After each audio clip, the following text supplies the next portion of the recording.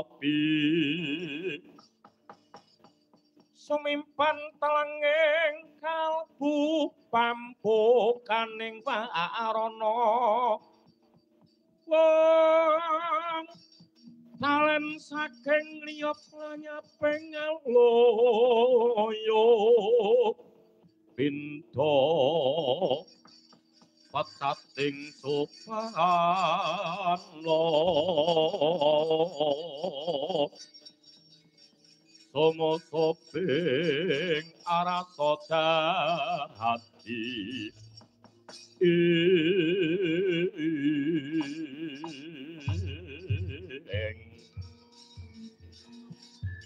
bumi kuncing langit kelap-kelap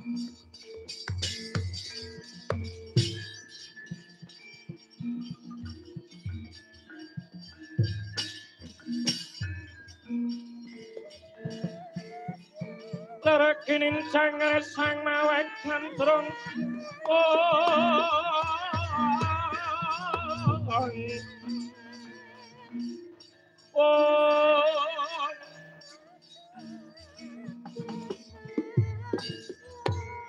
Mas Patik tinuding jatining alam tokok kelawan kowe mbelung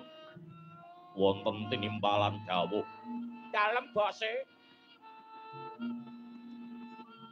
sapa sing kandha lamun to urip kuwi mawana watese nyatane Dasamuka lah Wanaraja biyen dadi ratu ana ngangka tiraja najan aku ora bisa krikat kanthi jasad ning aku isih bisa makarti merga sanga sekti kadigdayane Dasamuka Gudayatma malah dina semengko aku iso ngerup marang sagunging para sukma tak ingerke blate tak inger panembahe satemah Adiwatya palanik Dasamuka ya Gudayatma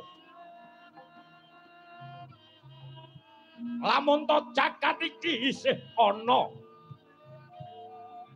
manuk perkutut wit serut Dasamuka isih urip bakal nggodha marang manungsa kang tipis imane sing senengane nglarani marang atine bojone ing kono bakal tak godha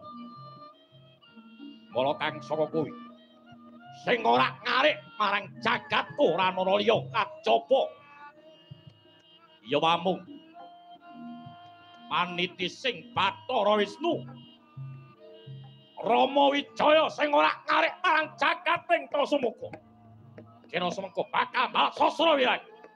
Trikna Wadyabala tawang kantongan wis tuwa kendhau